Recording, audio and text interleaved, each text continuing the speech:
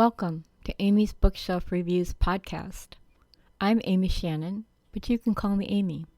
Thank you for listening. Hello and welcome, and I hope all is well with you. I'm Amy, and today I'm going to be talking to you about Zola Blues series. It's the Mejuarian series, and currently it has 4 books in the series, and I heard from the author personally there will be a 5th book, so very exciting for that. So I have read every book in the series, and every time Zola comes out with a new book, who does she contact? Me, and she can't wait for me to read it. So this is kind of going to be in a different way. I'm going to instead of promoting one book, I'm promoting her series, the Mejuarian series, and you can find it on Amazon. If you go to Zola Blues Amazon profile, do a search for Zola's name on in Amazon, you'll come across her books. You click on the link that says the Mejuarian series, and then you will get a list of all the books in that particular series. The book's titles, and we're going to just kind of go through it quickly. The 4, Destruction of Honor. Book 2, Bound in Strength, Stance Among Heartache. Book 3, Courage of One, Conviction to Stand. And book 4, which was it was released not that long ago, called Whispers of Tribulations, the Present and the Destiny. So I can't wait until the 5th book comes out. I'm looking forward to seeing the characters, and sometimes she adds new characters and she builds upon her previous stories, so that is always something that is wonderful. So basically, the Mejuarian are godlike creatures that are living on the planet Urquidus, and I am probably really destroying the names of her characters and her planets, but so it's Ercutis, in a near perfect world. So in book 4, it introduces the Eucratians, a once powerful and dominant race of magic users on Earth. They were superior to humans, and they treated humans like pawns. However, as they grew complacent, they allowed arrogance and self-importance to consume them. Some Eucratians of the race were driven by lust for power, and sometimes that led them down a destructive path. Thie, one of the most potent Eucratians, possessed the unique ability to create life. His staff, infused with powerful enchantments, also held dangerous spells. Seeing the decline of their kingdoms, Thie decides to form an alliance with 3 other powerful magic users, Lotus, Oz, and Irenia, despite their stark differences. Lotus, a sorceress, exuded a pleasant countenance, a flirtatious manner, and a fanciful demeanor. Oz, a formidable warrior, was over 8 feet tall, with intimidating dark eyes and a perpetually scowling expression. Irenia was an ancient wizardess. She was clumsy and awkward, but deeply loved peace and cherished all forms of life. So that is the description of book 4, the 4, book 1. I will, what I want to do before going on to read what the other books are about, I picked an excerpt from just one of the books, and it's chapter 1 of the 4, which is book 1. What once was, before our world and its solar systems, there was a race of masterful magic users called Eucratians. Legend has it that Eucratians were once earthlings who found the favor with the gods because they shared many traits with humankind, but they were very unlike them in many ways. They held a godly eminence and had a tremendous ability to create magic enchantments, cast spells, and create mystical potions that gave them great esteem amongst themselves and the other creatures of the universe. However, as the centuries wore on, mystic abilities within the race grew too powerful to exist with the Earthlings, so they left Earth to find a land that would keep them isolated from all others. Elder Eucratians believed that keeping themselves distant, it would remove the desire to use their powers to annihilate and enslave those lesser than themselves. On Eucris and Ercutus, their new home, these spellcasters would come to live in a paradise of beauty and peace. With no kings or leaders, all Euclideans joyously accepted their responsibilities given them into their pleasant magical village of Telexino. I know I am really butchering these words, and I apologize. However, especially to you, Zola, I am so sorry. However, unspoken rules imply that sorcerers and sorceresses held a higher social status than the wizards and wizardesses. The powerful spells of life, weather manipulations, prosperity, mortal fertility, natural healing, and love delivered by sorcerers and sorceresses gave them immense pride, but it also gave them arrogance. Still, the lowly wizards and wizardresses held them in high esteem, for only they could cast the natural harmony spells, protections, and spells to promote health of nature, and had the rudimentary knowledge to create magical powders and potions. Sun cast its rays upon the village of Talaxino all year round. With magical potions they were able to control the rain, and only gentle sprays fell upon their lands.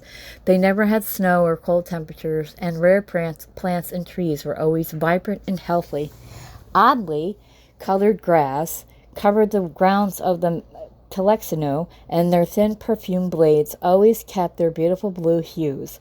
Their kingdom was indeed that of fairy tales, for the Orchidians possessed an abundance of all heart's desire. Every sorcerer, wizard, sorceress, and wizardess took part in the kingdom's upkeep, and they forged a mystical realm of happiness.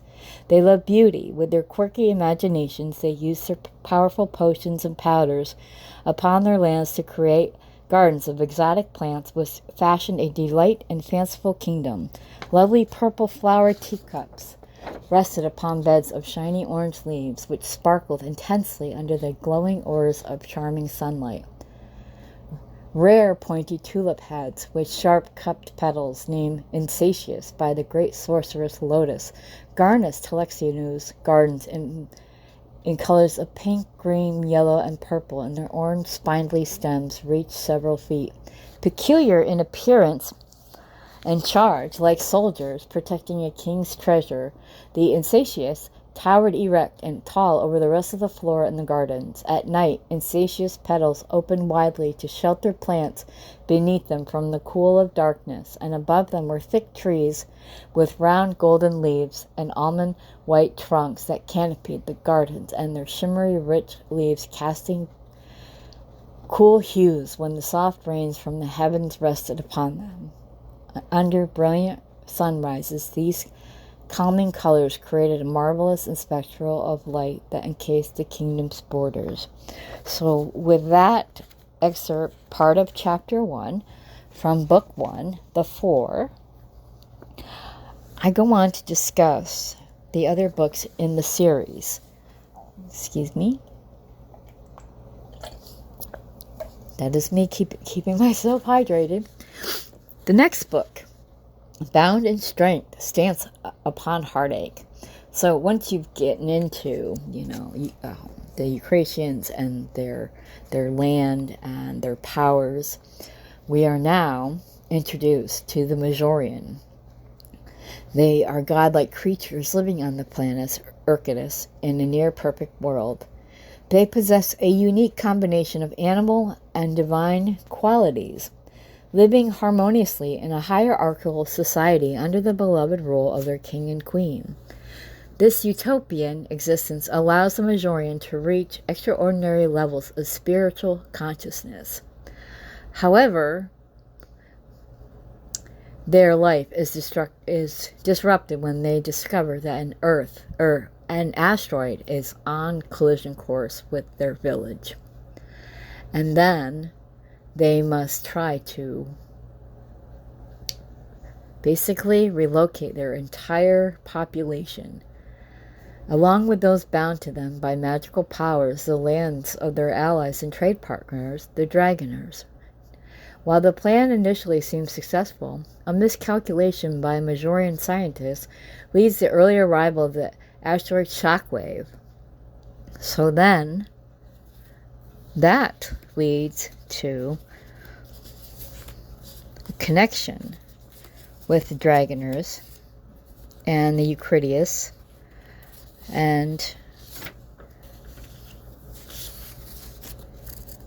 moves on to discovering what the race of the Dragoners, and that comes to a connection with the next book in the series, Courage of One, Conviction to Stand. In ancient times on Earth, a race known as the Dragoners lived and followed a tradition where individuals competed in rigorous games of cunning and abilities to gain recognition and status within their village. Their competitions culminated into riding a dragon, with the winner being granted a high regard within the community. Lucan, a blacksmith who desired to marry Tallulah, the daughter of Euphemio, the lord of the village, participated in these gangs, despite lacking in experience in dragon riding. But then he gains Tallulah, but then something happens and Tallulah ends up dying. And the Dragoners and the Mejuarian somehow connect and form an unexpected alliance that could lead to their destructions. And also, they want to find the Mejuarian king's offspring, which eventually, to me, it's a very powerful story about races that are different, and some think they are above others, while others will help those that are in need. There's magic and wizardry and remarkable characters, and I love the characters that are animals and yet they're intelligent, and they have these incredible traits that Zola has written about and given them, and characteristics of gods and humans and creativeness and magic and sorcery. And then they have a connection. There's a peacefulness between those, and some look at it as dangerous and some look at like camaraderie. And the fourth book, there's the Whispers of Tribulations, the Present and the Destiny. In a galaxy where telepathic bonds and ancient dreams shape destinies, the Major and their allies embark on a journey that intertwines with their fates across worlds. There is this peacefulness of the village of Major, and that yet there are dangers with the Dragoners and the Eucridius, and lost treasures and destiny and mischievous pups, the Mejuarian pups, Bracket and Pinky. And I must say, they are I really enjoy those particular characters. As I said, animals with human characteristics, and yet they have very playfulness to them. Zola Blue's characters are just remarkable, and I cannot wait until the 5th book in the series comes out. I mean, what is waiting in, the next series, it's just, the next book, of the series. It's just remarkable. I love each character, and each race has their good parts, their dark sides, and their arrogance and, intelligence, and, sometimes they mistake one for the other. Some think that their utopian existence makes them better than others, and others enjoy their existence, and they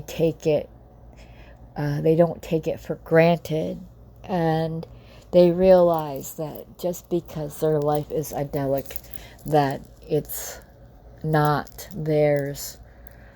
The world is not theirs for the picking. They need to be able to connect and share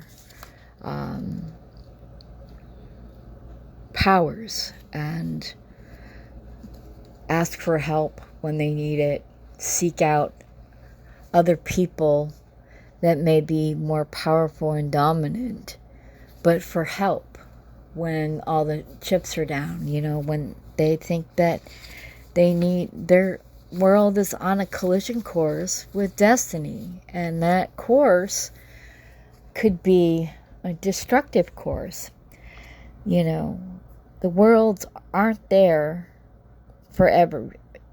There's always something that stands in your way, whether it's a collision course with an asteroid, or it's your offspring being kidnapped, or the love of your life being killed, whether by accident or not.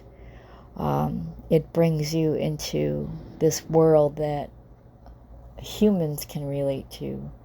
And even though this is fantasy and magic and near perfect worlds, there's destruction, there's heartache, there's a conviction of just maybe one character. Sometimes the past affects the present, and that can lead to a bond of destiny that intertwines worlds where you may not see them. So I recommend reading the Mejuarian series by Zola Blue, and start with book 1, The Four, Destruction of Honor. Move on to Bound in Strength, Stance with Heartache. Then Courage of One, Conviction to Stand. And then Whispers of Tribulations, the Present and the Destiny. And when you read those, look forward to the release of book 5. And that's what I can tell you. So I love each book. I presented you with The Four, book 1, and I hope you will pick up the copies starting with book 1 by Zola Blue. If you're an author who wants your book to be on the show, go to amysbookshelfreviews.com/podcast for more information. If you're an author and you want your book to be reviewed, go to amysbookshelfreviews.com for more information. Please feel free to subscribe to my website, where you will get all the great email campaigns, blog posts about authors and their books, and my recommendations. This has been Amy's Bookshelf Reviews podcast. Thank you for listening, and always be kind and stay safe. Thank you. Be as lucky as I am to find that hidden gem that keeps you reading work from your new favorite author. Be well and be safe. Thank you, and talk to you again next week.